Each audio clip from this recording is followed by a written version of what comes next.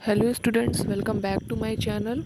और आज हम लोग स्टार्ट करने वाले हैं हमारे channel M for PRT TGT में जीके का एक बहुत ही इम्पॉर्टेंट टॉपिक है जो आपकी केवीएस सुपर टेट एग्ज़ाम के लिए या अदर टीचिंग एग्ज़ाम्स के लिए काफ़ी इम्पॉर्टेंट है। ठीक है, तो अभी हमने पेडागोजी में कुछ टॉपिक्स रह गए हैं तो वो मैं जल्द कंप्लीट करा दूंगी आपकी। ठीक है, पॉलिटी का जितना भी इम्पोर्टेंट था केवीएस के अभी तक के सिलेबस के हिसाब से उस पर मैंने वीडियो बना दी है। अभी मैं उसकी 2-3 वीडियो और जो इम्पोर्टेंट मुझे लग रहा है कि एग्ज़ाम में आ सकते हैं क्वेश्चन या मोस्ट इम्पॉर्टेंट है तो उसकी भी वीडियो मैं अपलोड कर दूँगी। ठीक है, जिससे मतलब जो और भी इम्पॉर्टेंट में भी जो और ज़्यादा इम्पॉर्टेंट है वो भी पता चल जाए। और अभी मैं जीके का आपको बताने जा रही हूँ एक टॉपिक जो कि है ओशियन एंड ट्रेंचेस। ठीक, यानी कि महासागर और खाइयाँ।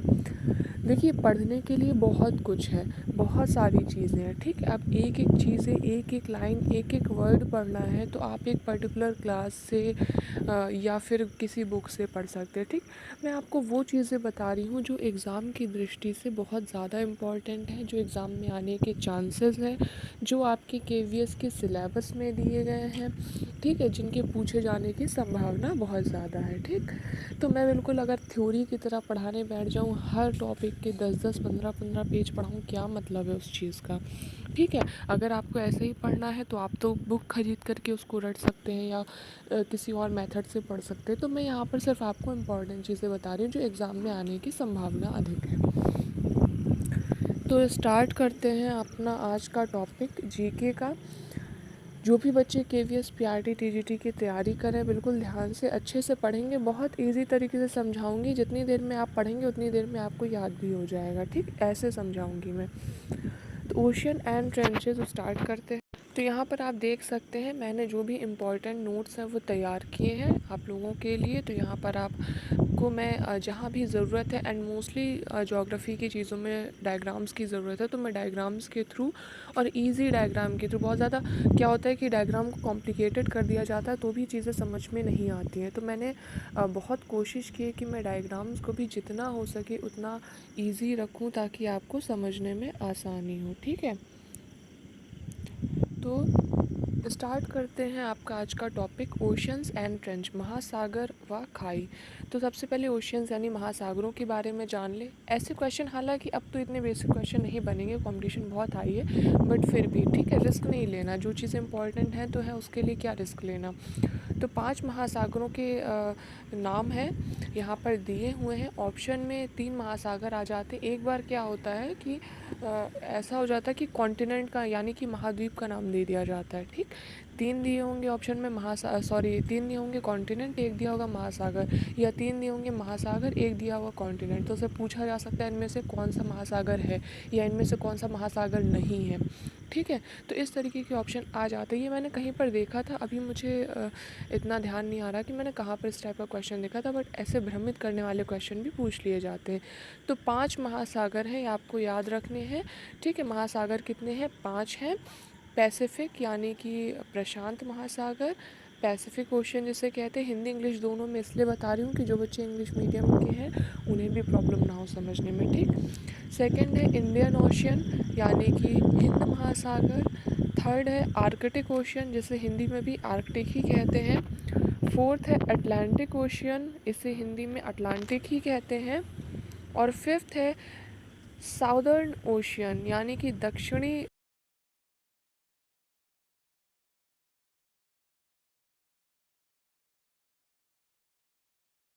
साउदर्न को एंटार्कटिक भी कहते हैं। ठीक, क्योंकि एंटार्क्टिका जो महाद्वीप है उसके पास है ये ओशन, तो इसको एंटार्क्टिका ओशन भी कहते हैं। ठीक, तो अगर इस तरह का क्वेश्चन आ जाए कौन सा ऐसा महासागर है जिसका नाम एक महाद्वीप पर है, या कौन सा ऐसा महाद्वीप है जिसका नाम एक महासागर पे, तो वो है एंटार्क्टिका, एंटार्क्टिक। ठीक, अंटार्कटिक क्या है? एक महासागर है, जबकि अंटार्कटिका क्या है? एक महाद्वीप भी है। ठीक, तो महाद्वीप के ऊपर ही इसका नाम रख दिया गया है।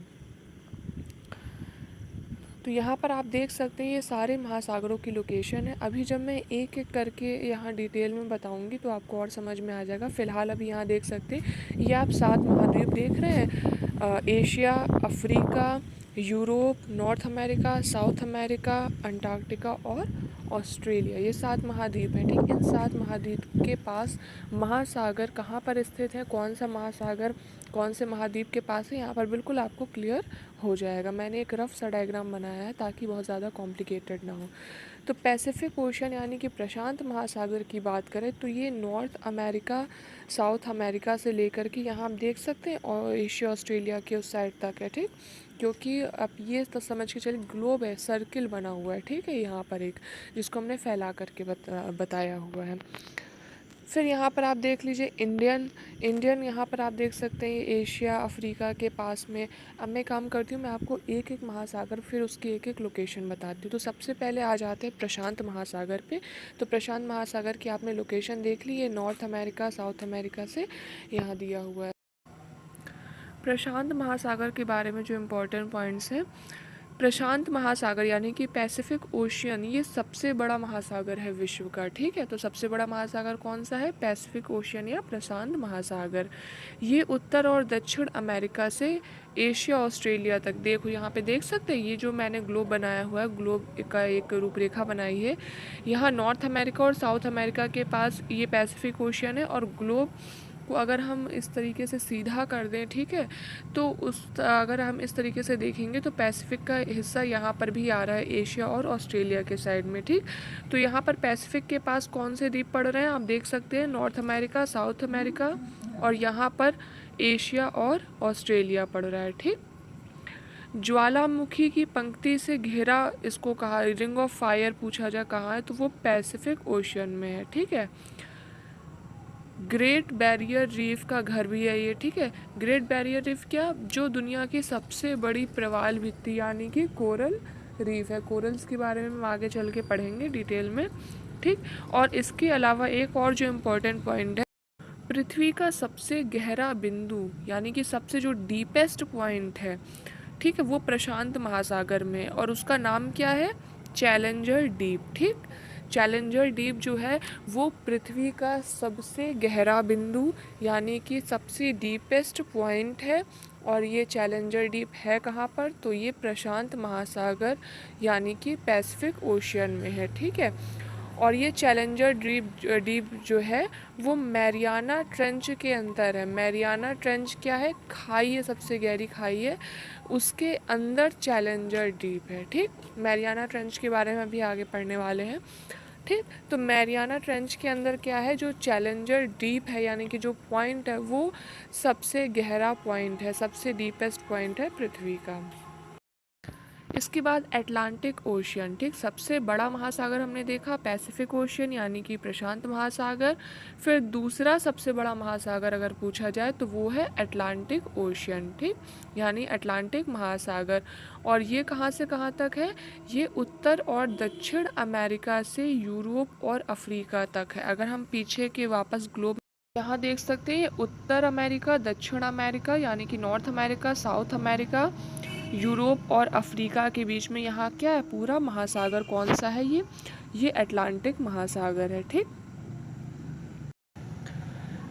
फिर दुनिया की सबसे लंबी पर्वत श्रृंखला यानी कि माउंटेन रेंज पूछी जाए, ठीक है, तो वो इसी महासागर के नीचे है। ठीक, यानी महासागर के अंदर है, अटलांटिक ओशियन के अंदर दुनिया की सबसे बड़ी पर्वत श्रृंखला है। ठीक, जिसका नाम क्या है, मिड अटलांटिक रिज। ठीक, मिड अटलांटिक रिज, ये कहाँ पर है, श्रृंखला मतलब होती है सीरीज ऑफ माउंटेन्स कह सकते हैं। ठीक, माउंटेन रेंज, ठीक, माउंटेन रेंज की बात हो रही है। ठीक, तो माउंटेन रेंज का दुनिया की सबसे लंबी जो पर्वत श्रृंखला है वो इस महासागर के नीचे है, जिसका नाम है मिड अटलांटिक रिज। ठीक, फिर इसके बाद है हिंद महासागर यानी कि इंडियन ओशियन। ठीक, तो इंडियन ओशियन क्या है, तीसरा सबसे बड़ा महासागर है। पहला हो गया पैसिफिक, दूसरा अटलांटिक और तीसरा इंडियन ओशियन। ये लुप्त प्राय जो समाप्त होने वाले हैं, ठीक, समाप्त होने के कगार में, इंडेंजर्ड है, ऐसे समुद्री जीवों का घर है। जैसे कुछ कछुए हैं, कुछ प्रकार के सील हैं, या फिर डगांग हैं, समुद्री गाय हैं, ठीक है। तो इस तरीके के कुछ प्रकार के ऐसे जीव जंतु हैं, समुद्री जीव हैं जो कि लुप्त प्राय हैं, जो कि समाप्ति की कगार पे हैं, इंडेंजर्ड हैं, उनका घर भी है इंडियन ओशन, ठीक है। सबसे निचला बिंदु, अगर वहाँ हमने क्या पढ़ा था, पैसिफिक ओशन में सबसे गहरा बिंदु, लेकिन अगर बात की जाए सबसे निचला यानी कि लोवेस्ट पॉइंट की, वो था डीपेस्ट पॉइंट, ये है लोवेस्ट पॉइंट। तो यहाँ कंफ्यूज नहीं होना, गलती नहीं करनी एग्जाम में, ठीक। लोवेस्ट पॉइंट पूछा जाए तो वो इंडियन ओशन के अंदर है, जावा ट्रेंच। फिर इसके बाद है साउथर्न ओशन, ठीक है, इसको सदर्न ओशन कह सकते हैं आप। तो साउदर्न ओशन नाम से समझ आ रहा है, साउथ वर्ड आ रहा है। मैं क्यों साउथ वर्ड बोल रही हूँ, ताकि आप कंसंट्रेट रहें कि इसका मतलब है दक्षिणी महासागर, ठीक है। तो साउदर्न ओशन का मतलब क्या है, दक्षिणी महासागर, और ये दूसरा सबसे छोटा महासागर है, ठीक है। सबसे छोटे की बात हो रही है, ठीक है, दूसरे सबसे छोटे की, सब बड़े की बात नहीं हो रही, छोटे की बात हो रही है, ठीक। तो आर्कटिक सबसे छोटा है, और दूसरे नंबर पे छोटा पूछा जाए तो साउथर्न ओशियन है, ठीक। तो दूसरा सबसे छोटा महासागर है ये सेकंड नंबर पे। फर्स्ट नंबर पे पूछा जाए छोटा महासागर तो वो आर्कटिक ओशियन है। फिर ये सबसे ठंडा है और जंगली महासागर भी इसको कहते हैं। यहाँ पे कौन कौन से जीव जंतु प्रमुख रूप से पाए जाते हैं, तो वो है penguin, blue whale, elephant seal, giant squid, wandering albatross, ठीक। इन सब को यहाँ पर पाया जाता है, ये सब यहाँ पाए जाते हैं, ठीक। एंटार्क्टिका के चारों ओर है, इसलिए इसे एंटार्क्टिक ओशन भी कहते हैं, ठीक है। यहाँ पे मैं आपको दिखा देती हूँ मैप में। यहाँ आप देख सकते हैं ये अंटार्कटिका महाद्वीप है, और इसके पास पाया जाता है क्या, साउदर्न ओशन, ठीक है। तो ये अंटार्कटिका महाद्वीप के पास है, इसलिए इसको अंटार्कटिक। फिर नेक्स्ट है आर्कटिक ओशियन, ठीक। आर्कटिक ओशियन ये विश्व का, या कह सकते हैं पृथ्वी का, ये सबसे छोटा महासागर है, ठीक। सबसे छोटा महासागर कौन है, आर्कटिक महासागर, और ये अक्सर बर्फ़ से ढका होता है। यहाँ पर कौन कौन से जो है जीव जंतु पाए जाते हैं, अधिकतर पोलर बियर, जिसे ध्रुवीय भालू कहते हैं, ठीक है, ये भी यहाँ रहते हैं। ये समुद्र को ढकते हैं, ठीक है, क्या करते हैं पोलर बियर, समुद्र को ढकते हैं, पानी में तैर सकते हैं ये। तो बस इसमें इतना ही इम्पोर्टेंट। जैसा कि हम सभी जानते हैं कि ये सारे महासागर मिलकर पृथ्वी का लगभग 70% हिस्सा जो है कवर करते हैं। अब आ जाते हैं ट्रेंचेस के ऊपर, जो इम्पोर्टेंट है आपके एग्ज़ाम के लिए। ट्रेंचेस का अर्थ होता है खाइयाँ, ठीक। तो महासागरीय खाइयाँ समुद्र तल पर लंबी संकरी गड्ढों वाली होती हैं, ठीक है। जो महासागर के अंदर जो खाइयाँ होती हैं, ठीक है, ये क्या होती है, समुद्र की तली पर होती हैं, बहुत ही संकरी गड्ढों वाली होती हैं। समुद्र के सबसे गहरे हिस्से, ठीक है, यानी पृथ्वी के सबसे गहरे प्राकृतिक स्थान, या इंग्लिश में कहें तो डीपेस्ट नेचुरल स्पॉट्स होते हैं ये, ठीक। अगर पूछा जाए पृथ्वी के सबसे गहरे प्राकृतिक स्थान तो वो खाइयाँ हैं। अगर पूछा जाए समुद्र के सबसे गहरे निचले हिस्से कौन से होते हैं तो वो भी खाइयाँ, ठीक। मैरियाना ट्रेंच के बारे में जैसा कि मैंने आपको बताया था, यही इम्पोर्टेंट है, इसलिए इसको मैंने यहाँ पर लिया है। मैरियाना ट्रेंच ये 11,033 मीटर गहरी खाई है, ठीक। पश्चिमी प्रशांत महासागर में ये पाई जाती है, और ये धनुष के आकार की है, यानी कि आर्कुएट शेप की है, ठीक। आर्कुएट शेप की है, धनुषाकार की है। जापान समुद्र सीमा के पास मेरियाना द्वीप समूह के पूर्व में स्थित है। कहाँ स्थित है, जापान समुद्र सीमा के पास मेरियाना द्वीप समूह में, ठीक। और ये सबसे गहरी खाई है, तो ये चीज़ आपको याद रखना है। मैरियाना ट्रेंच क्या है, सबसे गहरी खाई है, और इसकी अगर लोकेशन पूछी जाए तो ये कहाँ पर है, पश्चिमी प्रशांत महासागर में, ठीक। या ये पूछा जा सकता है प्रशांत महासागर में सबसे गहरी खाई या गहरा पॉइंट, ठीक है। तो यहाँ पर आपको एक चीज़ का याद रखना, कंफ्यूज नहीं होना, क्वेश्चन घुमा करके पूछा जा सकता है, ठीक। कई बार क्या होता है आंसर एक ही होता है, बस क्वेश्चन पूछने का तरीका अलग हो जाता है, तो उससे आंसर गलत हो जाता है, ठीक।